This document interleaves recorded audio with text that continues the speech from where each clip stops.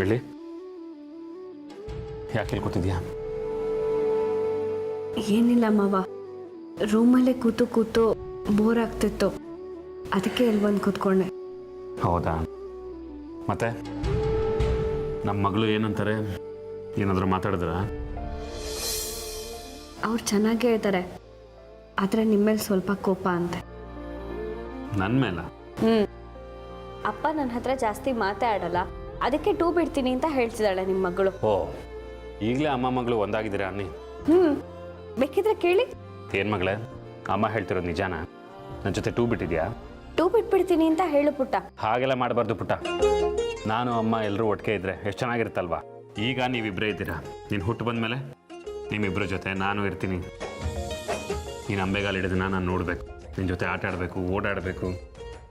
ಏನೋ ಗೊತ್ತಾ, ನಾವು ರೈಸ್ ಮಿಲ್ ಕಟ್ತಾ ಇದ್ದೀವಿ. ಆ ರೈಸ್ ಮಿಲ್ಗೆ ನಿನ್ನನ್ನು ಕರ್ಕೊಂಡು ಹೋಗಬೇಕು, ಅಲ್ಲೆಲ್ಲನೂ ತೋರಿಸ್ಬೇಕು. ಇನ್ನೂ ನಿನ್ನ ಜೊತೆ ಓಡಾಡೋದಕ್ಕೆ ತುಂಬ ಇದೆ ಮಗಳೇ. ಬರೀ ಅಪ್ಪ ಮಗಳು ಓಡಾಡ್ಬಿಟ್ರೆ ಅಮ್ಮ ಏನು ಮಾಡಬೇಕು ಅಂತ ಕೇಳ್ತಿದ್ದಾಳೆ. ಅಪ್ಪ ಎಲ್ಲಿರ್ತಾರೋ ಅಮ್ಮ ಅಲ್ಲಿದ್ದೇ ಇರ್ತಾರೆ. ಸೊ ಯಾವುದೇ ಕಾರಣಕ್ಕೂ ನಾವು 3 ಜನ ಬೇರೆ ಆಗೋ ಚಾನ್ಸೇ ಇಲ್ಲ. 3 ಜನನೂ ಒಟ್ಟಿಗೆ ಇರೋಣ, ಖುಷಿಯಾಗಿರೋಣ. ಒಂದೇ ಪ್ರಾಣ 3 ದೇಹದ ಥರ ಇರೋಣ. ಮಾವ, ನಿಮ್ಮ ಮಗಳು ಒಂದು ಮುತ್ತಬೇಕು ಅಂತ ಕೇಳ್ತಿದ್ದಾಳೆ. ಈಗಲಾ? ಈಗಲೇ ಬೇಕಂತೆ. ಅಮ್ಮಂಗೆ ಯಾವುದೇ ರೀತಿ ತೊಂದರೆ ಕೊಡಬಾರ್ದು. ನೀನು ಈಗಲಿಂದನೇ ಅಮ್ಮನ ಮಾತು ಕೇಳ್ತೀಯ ಅಂದಮೇಲೆ ಅಮ್ಮಂಗೆ ಯಾವುದೇ ರೀತಿ ತೊಂದರೆ ಕೊಡಲ್ಲ ಅಂತ ಅಂದ್ಕೊಂಡಿದ್ದೀನಿ. ಕರೆಕ್ಟ್ ಅಲ್ವಾ? ಹೌದು ಅಂತ ಹೇಳ್ತಿದ್ದಾಳೆ. ಜೊತೆಗೆ ಅಪ್ಪಂಗೆ ಯಾವಾಗಲೂ ಅಮ್ಮನ ಜೊತೆಲಿರು ಅಂತಲೂ ಹೇಳ್ತಿದ್ದಾಳೆ. ಓ, ಈಗಲೇ ರೆಕಮೆಂಡೇಶನಾ? ಸರಿ ಪುಟ್ಟ, ನಾನು ಯಾವಾಗಲೂ ಅಮ್ಮನ ಜೊತೆನೇ ಇರ್ತೀನಿ, ಕೇರ್ ಮಾಡ್ತೀನಿ, ಜೋಪಾನವಾಗಿ ನೋಡ್ಕೊತೀನಿ. ಇಲ್ಲಿ ನಾನು, ಅಲ್ಲಿ ನೀನು, ಇಬ್ಬರು ಅಮ್ಮನ ಜೋಪಾನವಾಗಿ ನೋಡ್ಕೊಳ್ಳೋಣ. ಓಕೆನಾ? ಅಲ್ಲ ಮಾವ, ಅಪ್ಪಂದಿರು ಯಾರ ಮಾತು ಕೇಳದೆ ಇದ್ರು ತನ್ನ ಮಗಳ ಮಾತನ್ನ ಮಾತ್ರ ಕೇಳ್ತಾರಂತೆ. ಒಬ್ಬ ಮಹಾರಾಜ ಎಷ್ಟೇ ಬಲಶಾಲಿ ಆಗಿದ್ರು ತನ್ನ ರಾಜ್ಕುಮಾರಿ ಮುಂದೆ ಪುಟ್ಟ ಮಗು ಥರ ಆಗೋಗ್ತಾನೆ. ಈಗ ನೀವು ಅದೇ ಥರ ಆಗಿದ್ದೀರಾ. ನಾನು ಹೇಳಿದ್ರು ಕೇಳ್ತಿರ್ಲಿಲ್ಲ, ಆದರೆ ನಿಮ್ಮ ಮಗಳು ಹೇಳಿದ ತಕ್ಷಣ ಭಯ ಪಡ್ಕೊಂಡು ಮುದ್ದಾಗಿ ಒಪ್ಕೊಂಡು ಬಿಟ್ರಿ ಅಲ್ವಾ? ಸರಿ, ಈಗ ಟೈಮ್ ಆಗ್ತಿದೆ, ಮಲ್ಕೊಂತೆ ಬಾ. ಮಾವ, ಇದೊಂದು ಸ್ವಲ್ಪ ಹೊತ್ತು ಇಲ್ಲೇ ಇರೋಣ. ಯಾಕೆ ಬಿಡಿ, ಟೈಮ್ ಆಗಿದೆ. ನನಗೆ ಆ ರೂಮ್ ಒಳಗೆ ಹೋದರೆ ಒಂಥರ ಭಯ ಆಗುತ್ತೆ ಮಾವ. ಏನೋ ಕೆಟ್ಟದ್ದು ನಡೆಯುತ್ತೆ, ಇನ್ನೊಂದು ದೊಡ್ಡ ಆಪತ್ತು ಕಾದಿದೆ. ನನ್ನ ಮಗುನ ಯಾರೋ ಕಿತ್ಕೊಳ್ಳೋಕೆ ನೋಡ್ತಿದ್ದಾರೆ ಅನ್ಸುತ್ತೆ. ಬೆಳ್ಳಿ, ಅಲ್ಲೇನಿದೆ? ನಾವು ಯಾವಾಗಲೂ ಇರೋದೇ ಅಲ್ಲಿ ತಾನೇ. ಅದೇ ನನಗೂ ಗೊತ್ತಾಗ್ತಿಲ್ಲ ಮಾವ. ನನ್ನ ಕಣ್ಮುಂದೆ ಬರೀ ತೊಂದರೆಗಳೇ ಕಾಣಿಸ್ತಿದೆ. ಆದಷ್ಟು ನಾವು ನಮ್ಮ ಮಗುನ ಜೋಪಾನವಾಗಿ ನೋಡ್ಕೋಬೇಕು ಮಾವ. ಬೆಳ್ಳಿ, ನೀನು ಇನ್ನೂ ಹಳೆ ದಿನ ಯೋಚನೆ ಮಾಡ್ತಿದ್ಯಾ ಅಂತ ಅನಿಸ್ತಾ ಇದೆ. ಅದೆಲ್ಲ ಒಂದು ಕೆಟ್ಟ ಕ್ಷಣ ಅಷ್ಟೇ. ನೋಡು, ನೀನು ಒಳ್ಳೆ ಪುಸ್ತಕಗಳನ್ನ ಓದು, ಒಳ್ಳೆ ಕಥೆಗಳನ್ನ ಕೇಳು, ಆಗ ನಿನ್ನ ಮನಸ್ಸು ಹಗುರ ಆಗುತ್ತೆ. ಏನಾದರೂ ಅಪಾಯ ಬಂದರೆ ನಾನಿದ್ದೀನಿ, ನನ್ನಲ್ಲಿ ಎಲ್ಲರೂ ಇದ್ದಾರೆ. ನೀ ಸುಮ್ಮನೆ ಏನೇನೋ ಯೋಚನೆ ಮಾಡಿ ತಲೆ ಕೆಡಿಸ್ಕೋಬೇಡ. ಈ ಆಪತ್ತು ವಿಪತ್ತು ಇದೆಲ್ಲ ನಮ್ಮ ಮನಸ್ಸಿನ ಆಲೋಚನೆಗಳ ಮೇಲೆ ನಿಂತಿರುತ್ತೆ. ನಾವು ಕೆಟ್ಟದ್ದೇ ಆಗುತ್ತೆ ಅಂತ ಅಂದ್ಕೊಳ್ತಿದ್ರೆ ಕೆಟ್ಟದ್ದೇ ಆಗುತ್ತೆ. ಅದು ಅಲ್ಲದೆ ಇಲ್ಲಿ ಕೆಟ್ಟದ್ದು ಮಾಡೋದಕ್ಕೆ ಯಾರೂ ಇಲ್ಲ ಬಿಡಿ. ಅದೆಲ್ಲ ನನಗೆ ಗೊತ್ತಿಲ್ಲ. ನನಗೇನು ಕೆಟ್ಟದ್ದು ಹಾಗೆ ಆಗುತ್ತೆ ಅನಿಸ್ತಿದೆ.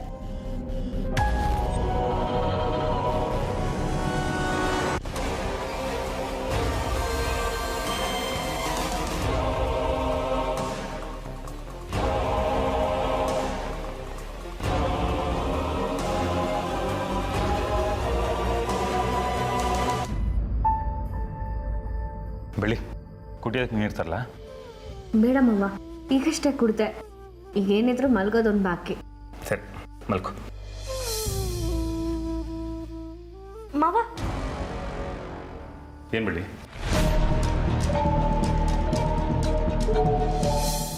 ನೀವು ಇಲ್ಲೇ ಇರಿ ಮಾವ, ನನ್ಗೊಬ್ಳೆ ಮಲ್ಗಕ್ಕೆ ಭಯ ಆಗುತ್ತೆ.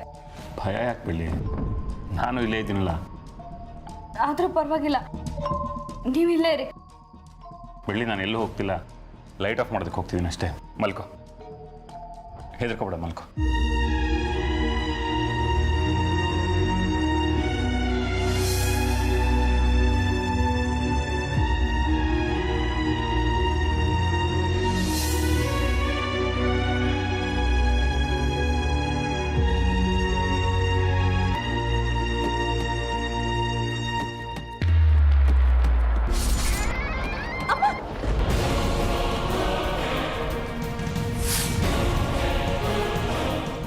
ಬೆಳಿ ಏನಾಯ್ತು? ಫ್ಯಾನ್ ಯಾಕೆ ಹಾಗೆ ನೋಡ್ತಿದ್ಯಾ?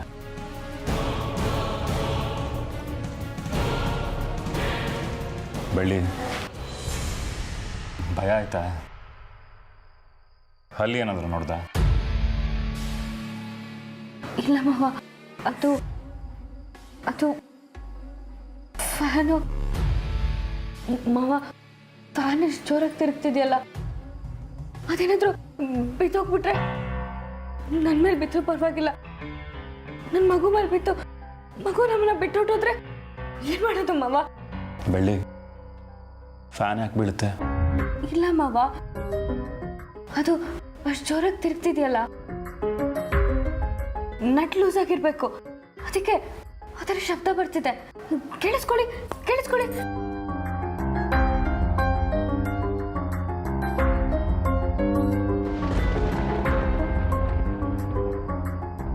ಬೆಳ್ಳಿ ಆ ಥರ ಯಾವ ಶಬ್ದನೂ ಬರ್ತಿಲ್ಲ, ಅದು ಸರಿಯಾಗೇ ಇದೆ. ನೀ ಸುಮ್ಮನೆ ಏನೇನೋ ಅನ್ಕೋತಿದ್ಯಾ? ಇಲ್ಲ ಮಾವ, ಬೆಳಗ್ಗೆನು ಫ್ಯಾನು ಇದಕ್ಕಿಂತ ಜೋರಾಗಿ ತಿರುಗ್ತಿತ್ತು. ನನ್ನ ಮೇಲೆ ಬಿದ್ದೋಗುತ್ತೇನೋ ಅಂತ ಭಯ ಆಗೋಯ್ತು, ಅದಕ್ಕೆ ಬೇಗ ಫ್ಯಾನ್ ಆಫ್ ಮಾಡ್ಬಿಟ್ಟೆ. ಅಲ್ಲ ಬೆಳ್ಳಿ, ಇಷ್ಟು ದಿನ ಇಲ್ಲದೆ ಇರೋ ಭಯ ಈಗ ಯಾಕೆ? ಏನೋ ಗೊತ್ತಿಲ್ಲ ಮಾವ, ಅಷ್ಟು ಜೋರಾಗಿ ತಿರುಗೋದು ನೋಡಿದ್ರೆ ನನಗೆ ಭಯ ಆಗುತ್ತೆ, ನನಗಾಗಲ್ಲ ಮಾವ. ಆಗ ಮಗು ಇರ್ಲಿಲ್ಲ, ಈಗ ಮಗು ಇದೆಯಲ್ಲ ಮಾವ, ನನ್ನ ಪಾಪನ ನಾನು ಜೋಪಾನ ಮಾಡ್ಕೋಬೇಕು. ಅದಕ್ಕೆ ನೀವೇ ಹೇಳಿದ್ರಿ ತಾನೆ ಮಗುನ ಜೋಪಾನ ಮಾಡಬೇಕು ಅಂತ, ಅದಕ್ಕೆ ಹೇಳಿದೆ. ನೀವೇನೇ ಯೋಚನೆ ಮಾಡಬೇಡಿ ಮಾವ, ನೀವು ಆರಾಮಾಗಿ ಮಲ್ಕೊಳ್ಳಿ. ನೀನೇನು ಮಾಡ್ತೀಯಾ? ಬೆಳಿಗ್ಗೆವರೆಗೂ ಹೀಗೆ ಇರ್ತೀಯಾ? ಮಾವ, ನನಗೆ ಕಷ್ಟ ಆಗ್ತಿದೆ ಮಾವ.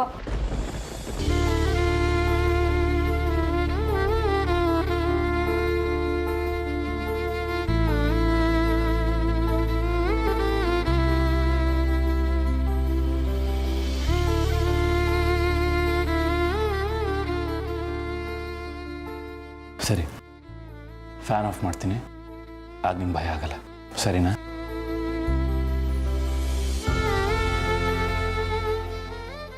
ಒಂದ್ ವೇಳೆ ಆಗ್ಲೂ ಫ್ಯಾನ್ ಬಿದ್ದೋದ್ರೆ ಏನ್ ಮಾಡೋದು ಮಾವ?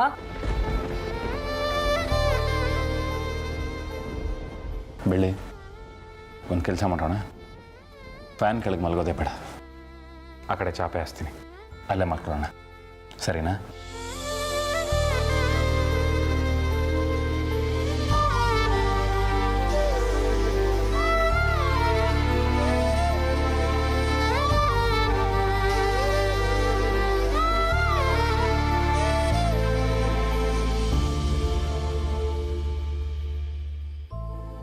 ಬಾಬಳಿ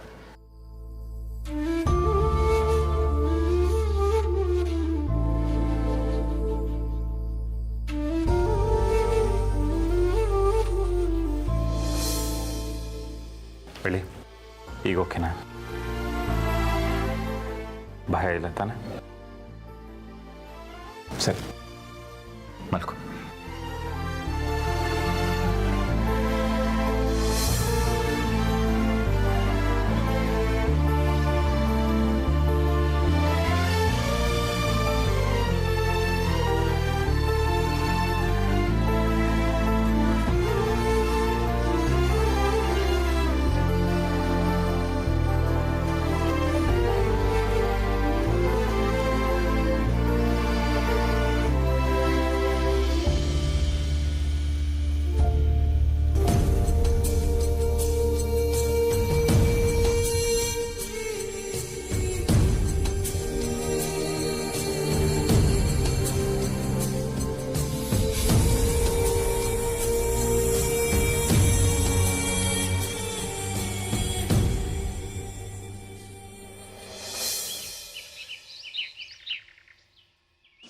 ಮುತ್ತು, ಇವತ್ತು ಪೇಪರ್ ನೋಡ್ದ.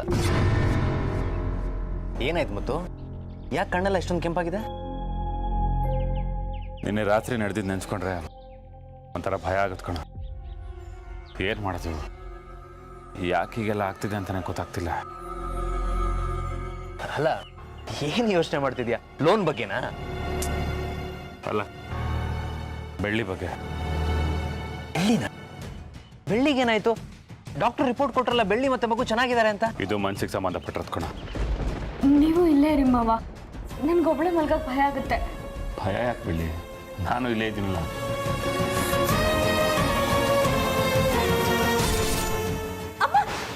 ಮಾವ, ಫ್ಯಾನ್ ಎಷ್ಟು ಜೋರಾಗಿ ತಿರುಗ್ತಿದೆಯಲ್ಲ, ಅದೇನಾದ್ರೂ ಬಿತ್ತೋಗ್ಬಿಟ್ರೆ? ನನ್ನ ಮೇಲೆ ಬಿತ್ತು ಪರವಾಗಿಲ್ಲ, ನನ್ನ ಮಗು ಮೇಲೆ ಬಿತ್ತು, ಮಗು ನಮ್ಮನ್ನ ಬಿಟ್ಟುಬಿಟ್ಟೋದ್ರೆ? ಮಗುಗೇನಾದರೂ ಆಗುತ್ತೆ, ಯಾರಾದರೂ ಏನಾದರೂ ಮಾಡಿಬಿಡ್ತಾರೆ ಅಂತ ಸುಮ್ಮನೆ ಹೆದರ್ಕೋತಾ ಇದ್ದಾಳೆ. ನಮ್ಮ ಪಾಡಿಗೆ ನಾವಿದ್ದೀವಿ, ಬೇರೆ ಯಾರು ಬಂದು ಏನು ತೊಂದರೆ ಕೊಡ್ತಾರೋ? ನನಗಂತೂ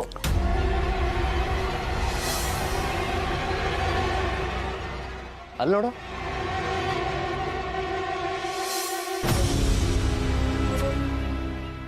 ಆರಾಮಾಗಿ ಬರ್ತಿದ್ದಾಳೆ. ನೀನು ಹೇಳಿದ್ದಕ್ಕೂ ಅವಳು ಬರ್ತಾನದಕ್ಕೂ ಸಂಬಂಧನೇ ಇಲ್ವಲ್ಲ. ಮತ್ತು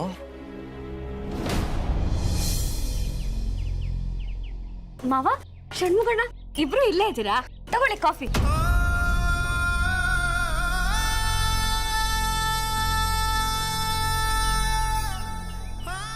ಬೆಳ್ಳಿ, ಆರಾಮಾಗಿದೆಯಾ ಅಲ್ವಾ? ರಾತ್ರಿ ಚೆನ್ನಾಗಿ ನಿದ್ದೆ ಬಂತಲ್ವಾ? ಹ್ಞೂ ಮಾವ, ಕೆಳಗೆ ಚಾಪೆ ಹಾಸ್ಕೊಟ್ರಲ್ಲ, ಒಳ್ಳೆ ನಿದ್ದೆ ಬಂತು. ನೀವಿನ್ನೂ ಸ್ನಾನನೇ ಮಾಡಿಲ್ಲ, ಬೇಗ ಹೋಗಿ ಸ್ನಾನ ಮಾಡ್ಕೊಂಡು ಬನ್ನಿ, ತಿಂಡಿ ಮಾಡ್ಕೊಡ್ತೀನಿ. ಷಣ್ಮುಗಣ್ಣ, ನಿಮಗೆ ತರಕಾರಿ ತರಕ್ಕೆ ಹೇಳಿದ್ದೆ, ನೀವು ತಂದೇ ಇಲ್ಲ. ಬೇಗ ಹೋಗಿ ತರಕಾರಿ ತಗೊಂಬನ್ನಿ. ನೀನು ಕೊಟ್ಟಿರೋ ಕಾಫಿ ಕುಡಿದು ಹಿಂಗೋಗಿ ಹಂಗೆ ಬಂದ್ಬಿಡ್ತೀನಿ ತಂಗವ. ಅಯ್ಯೋ, ಇನ್ನೂ ಅತ್ತೆಗೆ ಶರ್ಮಿಳಕ್ಕಂಗೆಲ್ಲ ಕಾಫಿ ಕೊಡ್ಬೇಕು. ಮಾವ, ಬೇಗ ಬನ್ನಿ. ಷಣ್ಮುಗಣ್ಣ, ನಿಮಗೆ ಜವಾಬ್ದಾರಿನೇ ಇಲ್ಲ, ಬೇಗ ನಿಮ್ಗೊಂದು ಮದುವೆ ಮಾಡಬೇಕು. ಸರಿ ತಗವ. ಮತ್ತು ಏನೋ ಚೆನ್ನಾಗೇ ಇದ್ದಾಳಲ್ಲೋ, ನೀನು ಸುಮ್ಮನೆ ತಲೆ ಕೆಡ್ಸ್ಕೊತಿದ್ಯಾ ಅಷ್ಟೇ. ನಾನು ಏನೋ ಆಯಿತು ಅಂತ ಭಯಪಟ್ಬಿಟ್ಟಿದ್ದೆ ಕಣ. ಸದ್ಯ ಈಗ ಸ್ವಲ್ಪ ನೆಮ್ಮದಿ ಆಗ್ತಿದೆ.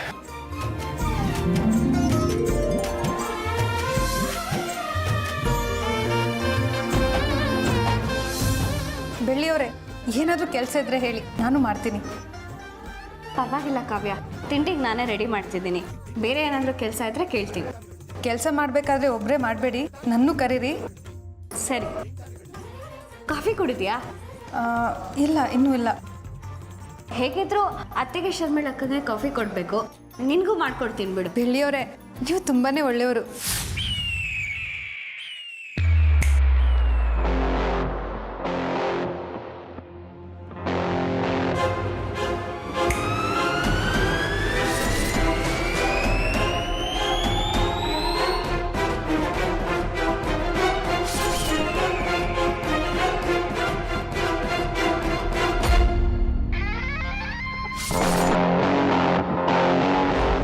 ಮಾಯಕ,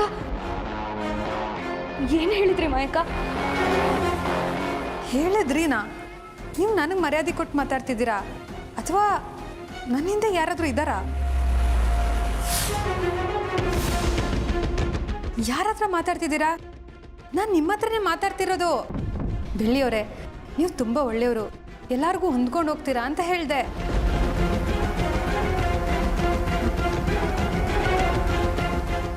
ಆಗ ಸರಿ ಸರಿ.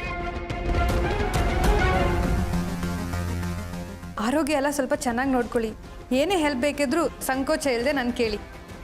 ಅಯ್ಯೋ, ಸುಮ್ಮನೆ ನಿನಗೆ ತೊಂದರೆ? ತೊಂದರೆ ಏನಿಲ್ಲ, ನಾನು ಫ್ರೀನೇ. ಎಲ್ಲರೂ ನಮ್ಮೋರಲ್ವಾ, ಅದಕ್ಕೆ. ಹಾಂ ಹಾಂ.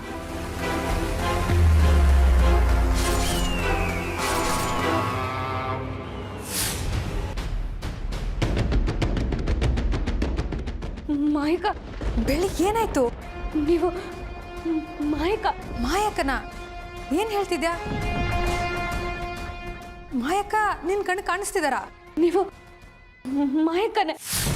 ಹಾ, ಏನು ಹೇಳ್ತಿದ್ಯಾ ಬೆಳ್ಳಿ? ನಾನು ಹೇಗೆ ಮಾಯಕ ಆಗಕ್ಕೆ ಸಾಧ್ಯ? ನೀವು ಮೂಗತ್ರ ಹೀಗೆ ಅನ್ಕೊಂಡ್ರಿ ತಾನೆ? ಹಾ, ನಾನು ಮೂಗಿಗೆ ಅನ್ಕೊಂಡೆ. ಹೀಗೆ ಹೀಗೆ ಈ ಥರ ಮನೇಲಿ ಒಬ್ಬರೇ ಮಾಡ್ತಿದ್ದಿದ್ದು.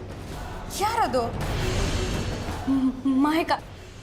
ಮಾಯಕ ಒಬ್ಬರೇ ಈ ಥರ ಮಾಡ್ತಾ ಇದ್ದಿದ್ದು. ಬೆಳ್ಳಿ, ನೀವು ಭಯ ಪಡ್ಕೊಂಡು ನನ್ನ ಭಯ ಬೀಳಿಸ್ತಾ ಇದ್ದೀರಾ. ಇಲ್ಲ ಕಾವ್ಯ, ನಿನ್ನೊಳಗೆ ಮಾಯಕ್ಕಳ ಆತ್ಮ ಸೇರ್ಕೊಂಡಿದೆ ಅನ್ಸುತ್ತೆ. ನಿನ್ಗೇನು ಆಗಿಲ್ಲ ತಾನೆ? ನೀನು ಹುಷಾರಾಗಿದ್ಯಾ? ನಿನ್ಗೇನು ಆಗಿಲ್ಲ ತಾನೆ? ನೀನು ನನ್ನ ಜೊತೆ ತಮಾಷೆ ಮಾಡ್ತಿದ್ಯಾ ಅನ್ಸುತ್ತೆ. ನೋಡು, ಈ ಥರ ಎಲ್ಲ ನನ್ನ ಜೊತೆ ತಮಾಷೆ ಮಾಡಬೇಡ. ಇಲ್ಲ ಇಲ್ಲ ಕಾವ್ಯ, ಮಾಯನ ಆತ್ಮ ಮುಕ್ತಿ ಪಡಿತು ಅಂತ ಎಲ್ಲರೂ ಹೇಳ್ತಿದ್ದಾರೆ. ನಿನಗೆ ಒಂದು ವಿಷಯ ಹೇಳ್ತೀನಿ, ಆದರೆ ಅದನ್ನು ನೀನು ಯಾರ ಹತ್ರನೂ ಹೇಳಬಾರ್ದು. ಮಾಯಕ ಆತ್ಮ ಆಗಿ ಮತ್ತೆ ವಾಪಸ್ ಬಂದಿದ್ದಾರೆ. ಹೌದು ಹೌದು ಕಾವ್ಯ, ಅವ್ರು ಯಾವಾಗ ಬೇಕಾದರೂ ಈ ಮನೆ ಒಳಗೆ ಬರ್ಬೋದು. ಅದಕ್ಕೆ ನೀನು ಹುಷಾರಾಗಿರು. ನಾನು ಒಂದು ಕ್ಷಣನೂ ಇಲ್ಲಿರಲ್ಲ. ನನ್ನ ಮಗುಗೇನೂ ಆಗಕ್ಕೆ ಬಿಡಲ್ಲ. ನಾನು ಇಲ್ಲಿಂದ ಹೊರಟೋಗ್ತೀನಿ, ಬೇಗ ಬಂದ್ಬಿಡು.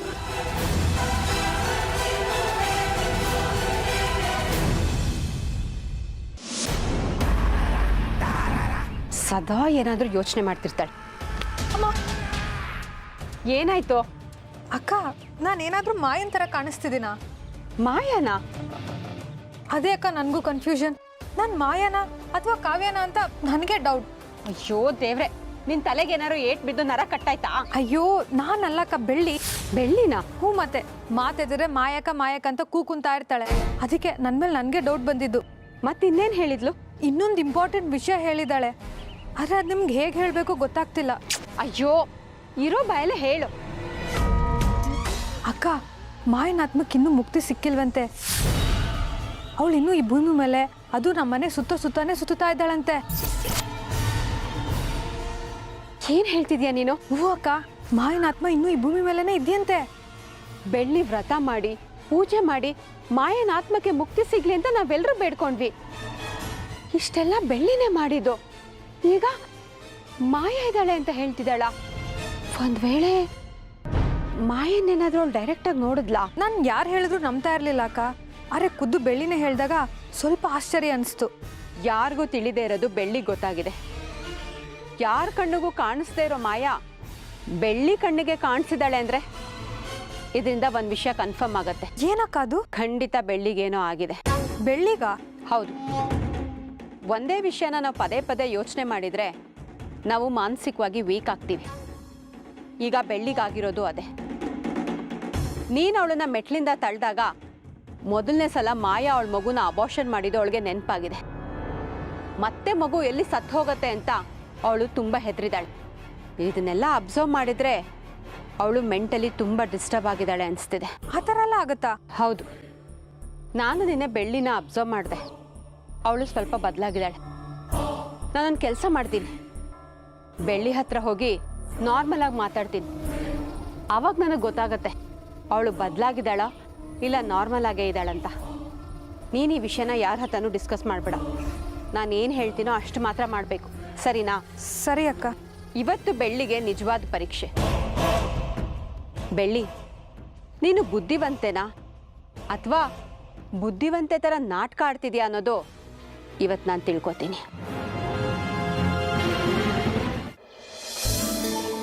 ನೀವು ಕೆಲಸ ಮಾಡಬೇಕು ನಿಜ, ಆದರೆ ಈ ತರಕಾರಿ ಯಾಕೆ ಕಟ್ ಮಾಡ್ತಾ ಇದ್ದೀರಾ? ಅಡುಗೆ ಮಾಡೋಕ್ಕೆ ನಾನು ಕಾವ್ಯ ಇಲ್ವಾ? ಅದಕ್ಕೆ ನೀವು ಹೋಗಿ ರೆಸ್ಟ್ ಮಾಡಿ.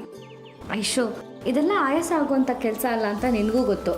ತುಂಬ ಆಯಾಸ ಆಗುವಂಥದ್ದು ಅಂದರೆ ಕಸ ಗುಡಿಸೋದು, ನೆಲ ಒರೆಸೋದು, ಇದೆಲ್ಲ ಏನಾಗಲ್ಲ ಬಿಡು. ನೀವು ನಮ್ಮ ದಾರಿಗೆ ಬರಲ್ಲ ಅನ್ಸುತ್ತೆ, ಸೊ ನಾವೇ ನಿಮ್ಮ ದಾರಿಗೆ ಬರಬೇಕು. ಒಟ್ಟಲ್ಲಿ ನಮ್ಮ ಬೆಳ್ಳಿ ಅಡುಗೆ ಮನೆ ಕೆಲಸ ಮಾಡದೆ ಸುಮ್ಮನೆ ಅಂತೂ ಇರಲ್ಲ. ಐಶು ಅವರೇ, ನೀವು ಮುಂಚೆನೇ ಹೇಳಿದ್ರಿ ಎಲ್ಲ ಕೆಲಸ ನಾನೇ ಮಾಡ್ತಿದ್ನಪ್ಪ.